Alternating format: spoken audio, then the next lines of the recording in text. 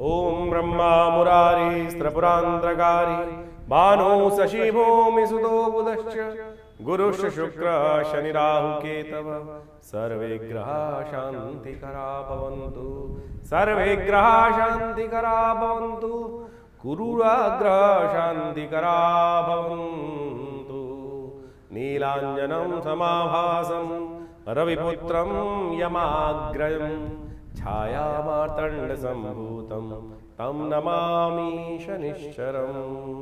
नमस्कार, स्वागत है आपका आचार्य वाणी में। मैं आचार्य डॉक्टर विक्रमादित्य आपके साथ हूँ। आज का विषय हमारा है कर्क राशि वालों के लिए मंगल और शनि की षडाष्टक युति जो बन के तैयार है, आरंभ हो चुकी है। 7 जून से लेकर करीब करीब 28 जुलाई तक ये युति बनकर रहेगी और आपकी राशि के दृष्टिकोण से बड़ी महत्वपूर्ण है। देखिए, आपकी राशि के दृष्टिकोण से इस वक्त द्वितीय भाव कुटुंब भाव में चल रहे हैं मंगल महाराज। केतु वहां 7 में विराजमान है और शनि महाराज आपके भाग्य में बैठ गए हैं। तो शनि जब भाग्य में बैठ जाते हैं तो क्या कह दिया जाता है कि भैया भाग्य ही स्लो, धीरे धीरे रे मना, धीरे सब कुछ होए, माली सींचे 100 घड़ा, खुशहाली तब होए, यानी बहुत धीरे धीरे सब कुछ होने के योग है। तो ऐसे में ध्यान रखने की आवश्यकता है कि आपको अपने भाग्य को सपोर्ट करना है। भाग्य और भाग्य आपका इस वक्त इस शनि षडाष्टक युति, एक तो भाग्य में बैठे हुए शनि और षडाष्टक युति, संसार के दृष्टिकोण से मंगल शनि का षडाष्टक होना कभी शुभ नहीं होता है। यह हमेशा द्वंद्वात्मक स्थिति उत्पन्न करता है। विश्व में देखिएगा 7 जून से लेकर करीब करीब ये स्थिति जो है अच्छे लोगों के बीच में जो अच्छे दोस्ती है वो भी कहीं ना कहीं क्लैश करने की स्थिति में उत्पन्न हो जाएगी। बड़बोलापन, जिह्वा, आपके साथ में मंगल के साथ केतु द्वितीय भाव में बैठने के कारण से जो भी बोलेंगे बहुत सोच समझ के बोलिएगा। कहीं ना कहीं मुख से कुछ गलत निकलेगा, कमिटमेंट होगा और वो कहीं ना कहीं आपको फंसा सकता है। इसलिए बहुत सोच समझ कर विचार कर ही बोलने की आवश्यकता है, नहीं तो दुर्भाग्य का योग बना सकते हैं। ग्रहों का योग अयोग। इस वक्त शनि मंगल महाराज द्वितीय भाव में बैठकर अपनी 8वीं दृष्टि से, मंगल की 3 दृष्टि मानी गई है, एक चौथी दृष्टि यानी अपने से जहां बैठता है वहां चौथे भाव को देखता है, फिर 7वें भाव को देखता है और फिर 8वें भाव को भी देखता है। और द्वितीय भाव में बैठकर मंगल ने 8वीं दृष्टि शनि पर डाल रखी है, भाग्य पर दृष्टि डाल रखी है। केतु के साथ में वो स्वयं विराजमान है। तेज गति से चलने की जो उत्पन्न, हर चीज़ में बहुत जल्दी तेजी से करने के योग बना रहा है।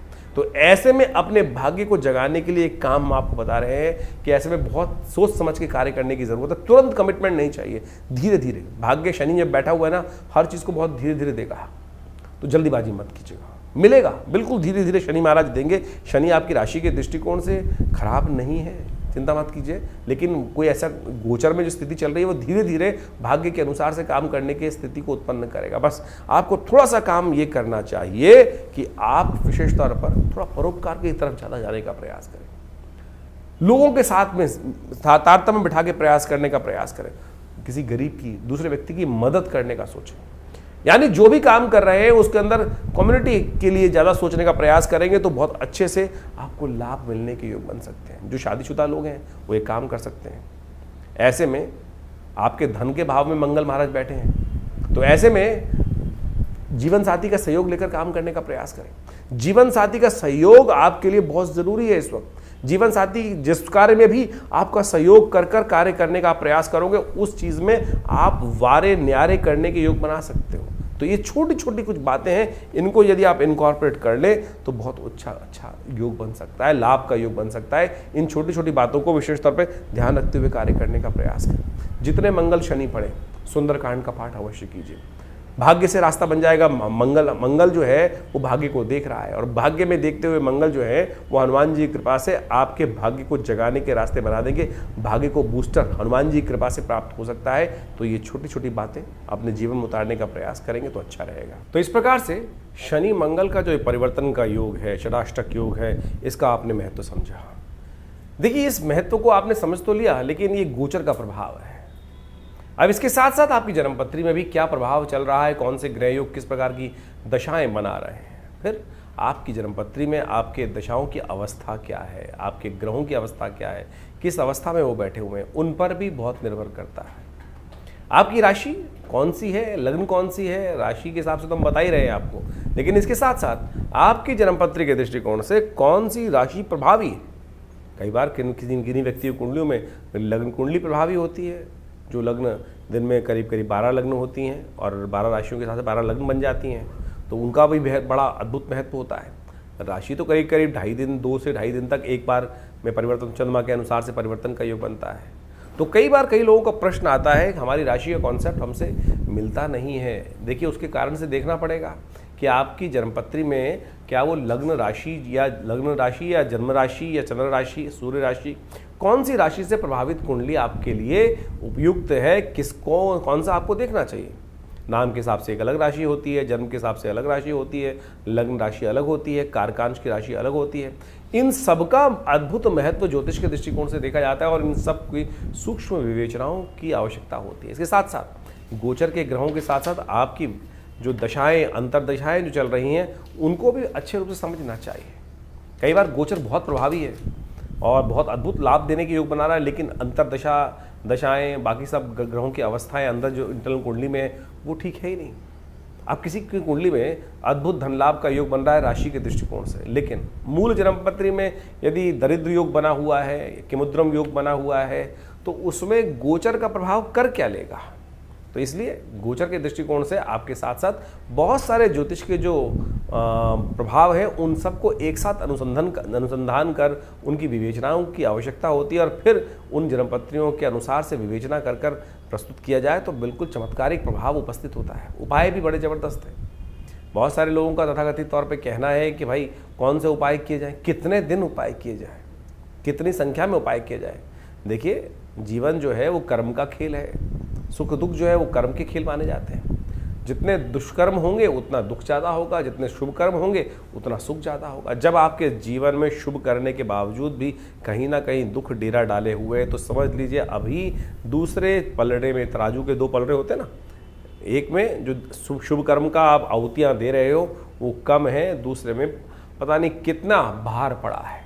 ज्योतिष की जन्मपत्री के माध्यम से हम उस प्रभाव को जान सकते हैं कि कितना आवश्यकता है। हमारे पूर्व जन्मकृत कर्म के अनुसार से कौन सी दशाएं, अंतरदशाएं चल रही हैं, किस प्रकार का प्रभाव बना रही हैं, कैसा ग्रहों का योगा योग है। जन्मपत्री आपकी बैलेंस शीट है, आपके कर्मों का लेखा जोखा है, जो आपको वास्तविक तौर पर समझाती है कि हमारे पूर्व अर्जित कर्म किस प्रकार के रहे और उसका लेखा जोखा जो हमको प्रस्तुत लेकर हम आए हैं इस जन्म में, उसका प्रभाव किस प्रकार से होने वाला है और सुख प्राप्त करने के लिए कैसे उन जो दुष्कर्म है उनको समाप्त करने के लिए कौन से कार्य करने हैं हमको। आप सपोज जन्मपत्री दिखाने एक व्यक्ति आया मेरे पास, बहुत सारे लोग जन्मपत्री दिखाने आते ही रहते हैं। हमने एक हमारे आश्रम के पास ही एक व्यक्ति रहता था, उसकी जन्मपत्री थी, जन्मपत्री देखी और जन्मपत्री में एक उपाय बताया कि एक काम करो, तुम हनुमान जी को चूल्हा चढ़ाने आया करो। आप सत्य माने, और बिल्कुल शुद्ध रूप से 1 महीना ही चूल्हा उसने मंदिर में आके चढ़ाया होगा हनुमान जी को, और घर चलकर वो रिश्ता भगवती की कृपा से, भगवान की कृपा से उनके जीवन में आ गया। और कई लोग ऐसे होते हैं कि 1-2 बार चढ़ाने के बाद ही पूछ लें, गुरु जी कब तक चढ़ाना है। तुलसी बाबा ने कहा है ना, कन का मन का छोड़कर मन का फेर।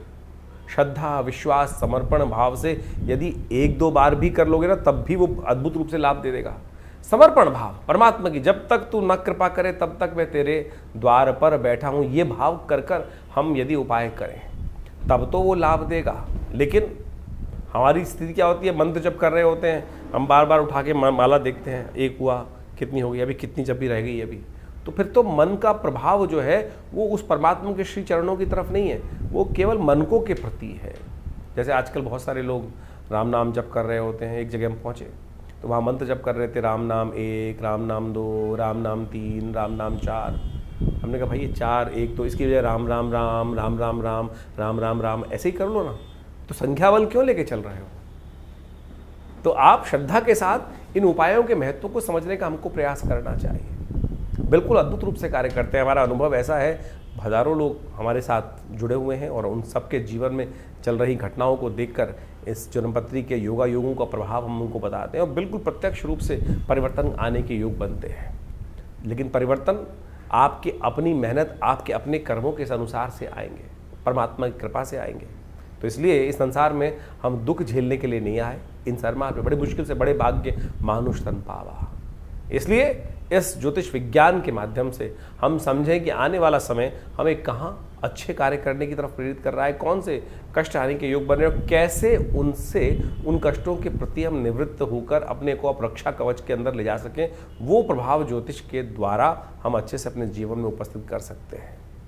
नहीं तो ढैया, साढ़े साती, कभी कुछ और महादशाएं, कभी राहु की, कभी शनि की, ये सब चलती रहेंगी। लेकिन बहुत सारे लोग जीवन में सुख प्राप्त करने के योग बना लेते हैं, और बहुत सारे जीवन में कष्टों के, हजारों लोगों को कष्ट हो रहा है लेकिन कुछ लोगों को फिर भी सुख प्राप्त करने के योग बन जाते हैं। तो आप समझें, ये सारा कर्मों का खेल है।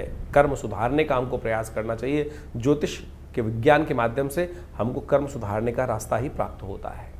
इन सब चीज़ों को आप समझें अच्छे से, अपने ग्रहों के प्रभाव को समझें, और प्रत्यक्ष रूप से आप यदि इन सब जो रास्ते हमने आपको बताए हैं, इनको यदि अपनाने का प्रयास करोगे तो हमारा ऐसा विश्वास है, हमारा ऐसा अनुभव है कि जीवन में कष्टों से निवृत्ति का योग भगवान की कृपा से बन ही जाता है। खैर, आपके मन में जो भी प्रश्न चल रहे हो, चिंता ना करें, आप हमारे इस कार्यक्रम के माध्यम से हमारे इस चैनल पर या व्हाट्सअप नंबर, जो नंबर सामने स्क्रीन पर चल रहे हैं, उन पर भेजिए।